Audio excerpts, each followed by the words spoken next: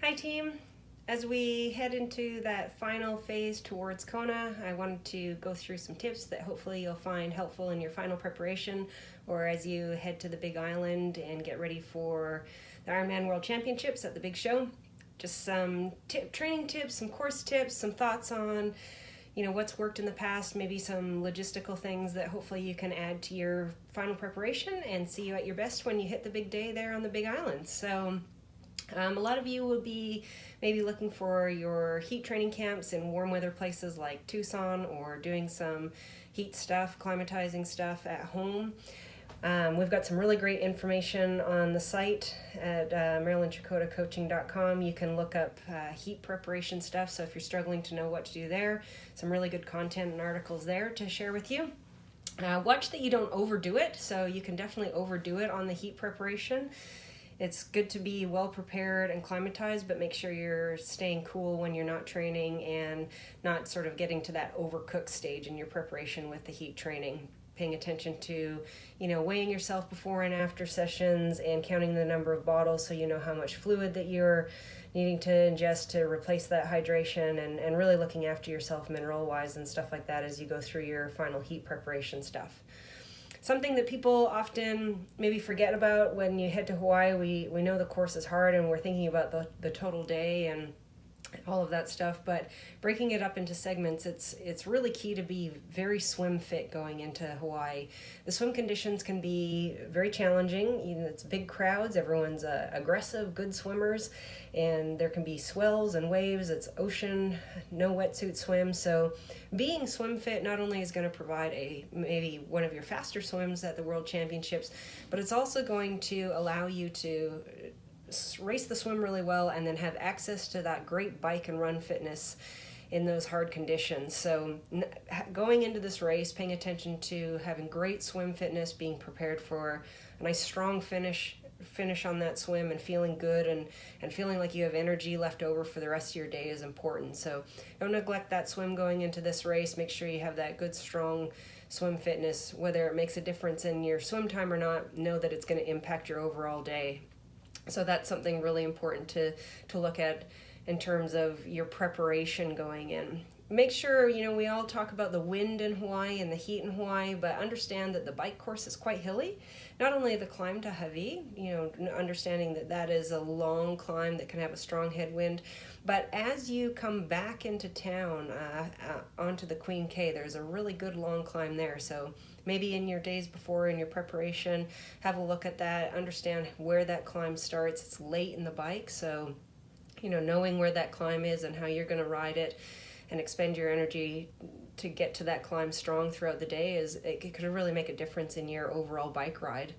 Of course, the wind is always can be a factor. It's been everything from a calm wind to gale force winds blowing people off the bikes. So really being prepared to understanding how to ride in the winds. As you come down from Hawaii, the cutouts, maybe you want to practice that descent the few days before.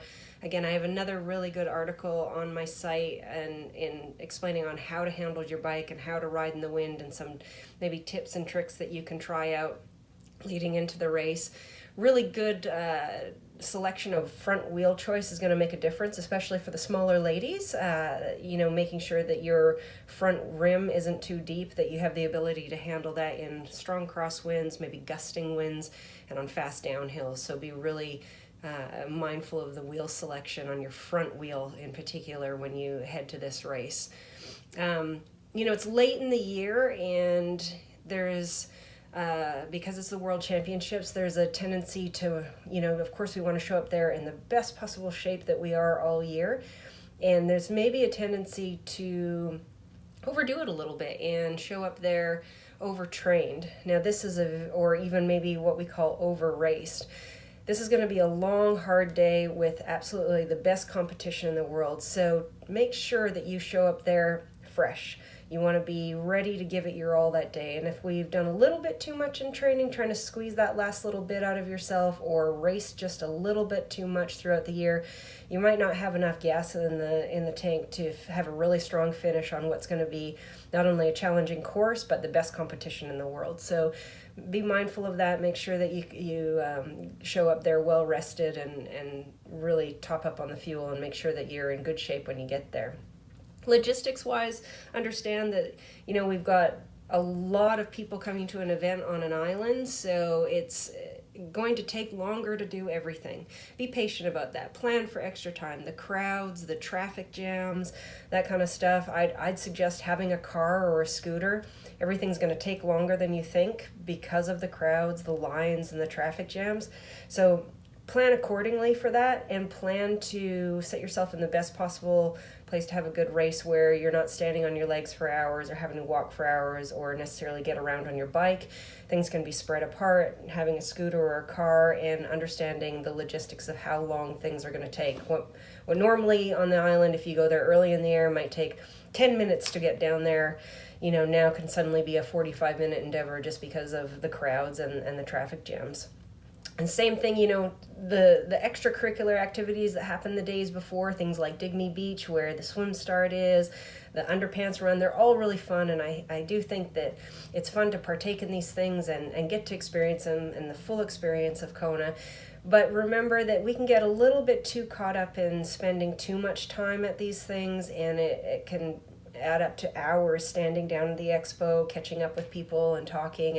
And before we know it, we spend hours on our legs, out in the sun, getting a little dehydrated, maybe not paying attention to details. So just put some time frames and maybe some time caps to that for yourself and try and stick to them. That's going to help make you have a great day out there where you get a balance of enjoying the festivities as well as looking after yourself for your race that you've put so much time and energy into.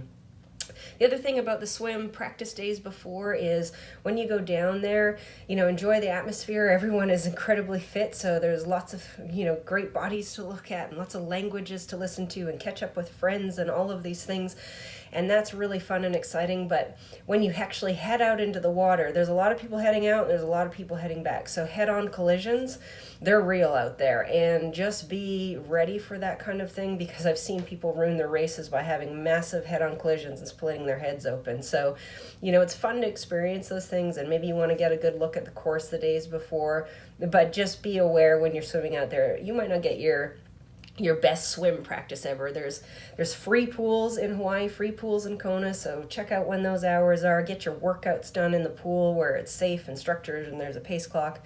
Check out the swim course and all the festivities, but be mindful that you want to really keep your eyes open. Swim out to the coffee boat, check that out. That's always fun to swim out and have a coffee. Just watch you don't have any head-on collisions. When we head to this race, we've got thousands and thousands of people coming in from all over the country. Like I say, lean and fit, and at the time of year when a lot of seasons are changing and people's kids are heading back to school, all that kind of stuff. And so there's a tendency for illness to come up. Stress is high, you're traveling, all of those kinds of things. So maybe refrain from too much handshaking or, hugs and kisses and stuff like that to your friends. They know you're happy to see them. Maybe go to the fist bump or something like that, or just be mindful that, even that 1 or 2 pounds of being lean that you think is going to help your race, which it definitely will in the heat and the hot race there, but maybe it's just that 1 pound that is going to keep you healthy, and healthy and able to start is better than 1 pound leaner and getting sick and not being able to start the day. So just taking care of yourself, making sure that you're not getting around people with a lot of illnesses or shaking hands with them, or putting yourself at a high risk of catching a cold, that kind of thing. So just be mindful of that kind of thing this time of year and take extra precautions for it. The one thing I will say that is a little bit harder at the World Championships than maybe other races is, if you're there, you're used to being one of the best in the sport, and you're used to maybe getting out ahead on the swim or being able to ride away from the groups or ride away from your competitors. Now you're all in one race together, and so packs form, maybe you're not able to get away on the swim like you normally would, or just simply ride through groups and away from them like you normally would.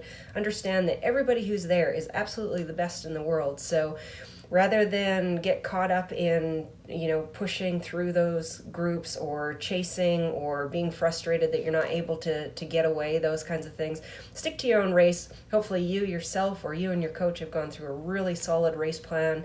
And And really, now's the time to really stick to that. You know the course, you know your abilities, you have your race plan, and watch to get caught up in that too much in terms of, getting frustrated or worrying about the other people around you, because everybody there is going to be well prepared, and everybody there is a really fantastic athlete. So just make sure that you have that in your back pocket to remind yourself in the heat of the moment when you're out there racing. Obviously staying cool. There's a lot of the places in Hawaii, when you rent them, they don't have air conditioning, so have a plan for that when you're not out in the heat training, that you maybe have some fans, or you've rented a place with air conditioning, staying cool throughout the day. That's going to help your race to show up fresh and ready to go on race day. There's going to be more crowds on the bike perhaps than you're used to, so be prepared to handle that well, understand the rules and how you're going to handle that, whether you're going to back off or how you're going to move through the group and those kinds of things. Include those in your race strategies going in. And then, break that ride up into segments. Hopefully you've had a chance to preview the swim course, the bike course, the run course. When you're out on the Queen K, one thing people don't talk about later on the race when you're coming back, there is a pretty significant camber in the road. They make you run inside the pylons there, or you get a little heads up by the marshals.